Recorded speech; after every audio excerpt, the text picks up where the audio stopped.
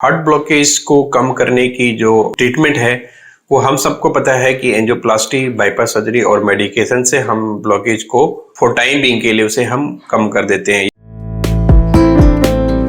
Heart blockage को कम करने की जो ट्रीटमेंट है वो हम सबको पता है कि एंजियोप्लास्टी, बाईपास सर्जरी और मेडिकेशन से हम ब्लॉकेज को फॉर टाइम बीइंग के लिए उसे हम कम कर देते हैं या फिर उसकी एक वे बना देते हैं, रास्ता, जिससे कि ब्लड फ्लो जहाँ पे नहीं हो रही है वहां पे होने लगता है। अगर मैं हार्ट ब्लॉकेज की बात करूं तो ये हमारे 13 से 14 साल की उम्र से बनना हमारे बॉडी में स्टार्ट हो जाती है और ये तब हमें प्रॉब्लम होती है जब हार्ट की ब्लॉकेज 70% या 80% से ऊपर होते हैं तो हमारे बॉडी में सिम्टम्स देखने को लगते हैं।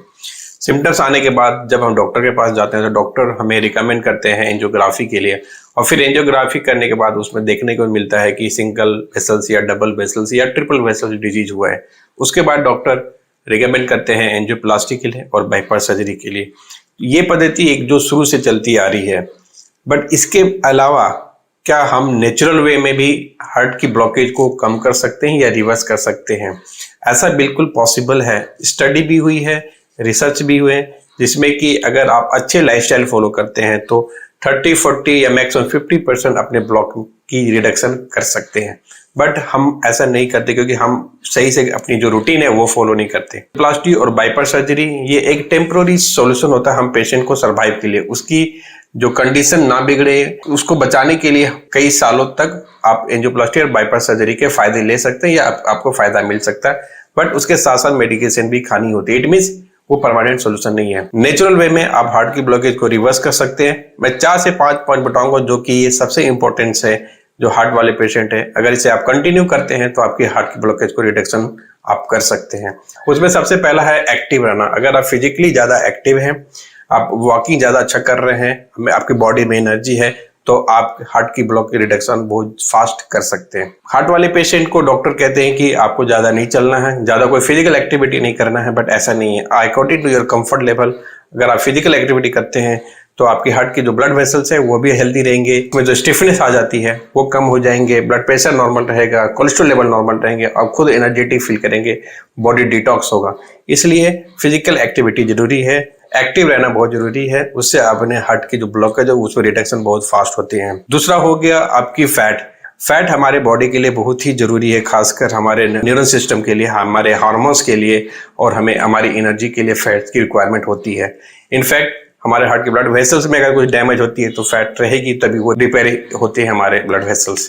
तो फैट में भी जो गुड फैट्स होते हैं, जो गुड ऑयल्स होते हैं, ऑयल में जैसे मस्टर्ड ऑयल आप यूज कर सकते हैं, ऑलिव ऑयल हुआ, ये सब यूज कर सकते हैं। क्योंकि ऑयल ज्यादा हम यूज करते नहीं, इसलिए आप ऑयल खा सकते हैं। 1 से 2 चम्मच ऑयल खाना हमारे शरीर के लिए कोई नुकसानदेह नहीं होता है। सिर्फ फ्राइड आइटम होते हैं जो कि हम तल के खाते हैं, वो नहीं खानी चाहिए, वो रिफाइन ऑयल जैसे हम कहते हैं, वो हमारे स्वास्थ्य के लिए काफी है। बाकी अदर ऑयल आप खाने में यूज कर सकते हैं, वो आपकी बॉडी को भी चाहिए, जिससे कि आपको जो नर्वस सिस्टम है वो अच्छे बने रहेंगे, हेल्दी बने रहेंगे।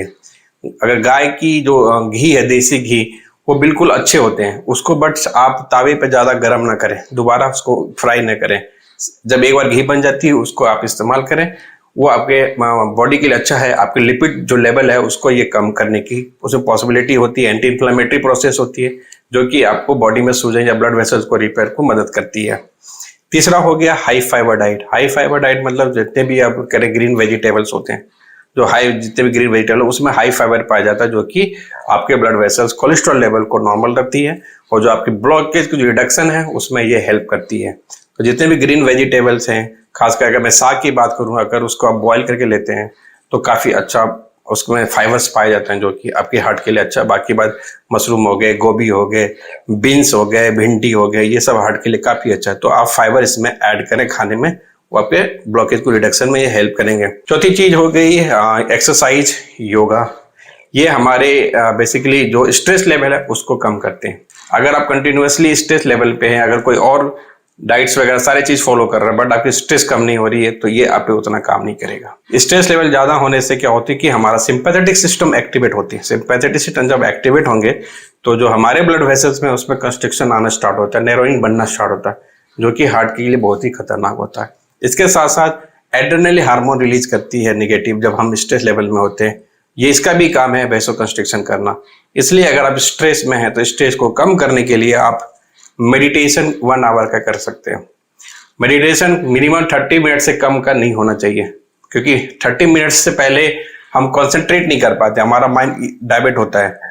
तो माइंड को कंसंट्रेट करने के लिए 30 मिनट, उससे ज़्यादा 1 घंटे का मेडिटेशन करें। उससे क्या होंगे, आपकी जो स्ट्रेस लेवल है वो कम होंगे, जो नेगेटिव हार्मोन्स है वो कम होंगे। और कोशिश करें कि ये ओपन एयर में करें, जहाँ पे पेड़ पौधे होते हैं, खुला वातावरण हो, जहाँ की एयर क्वालिटी अच्छी हो। अगर झील है, तालाब है, वहाँ पे जो एयर होते हैं वो ज़्यादा, उसमें ऑक्सीजन कैरी होती है, तो वो ज़्यादा आपके लिए अच्छा स्वास्थ्य बना जाता है। जैसे हम योगा वगैरह करते हैं, अगर घर में करने से कभी क्या होता है, अगर घर में अगर सपोज खाना बना रहा कुकर की, या कोई धूप बत्ती जला रहे हैं, तो वो अंदर हमारे लंग्स में जाते हैं, तो वो हमारे लंग एलोलाई को डैमेज करते हैं, उसमें ब्रीदिंग, उसमें वो वैसोकंस्ट्रिक्शन काम की करती है। इसलिए योगा मेडिटेशन जब भी करें वो खुले में करें, तो वो आपके लिए अच्छा है।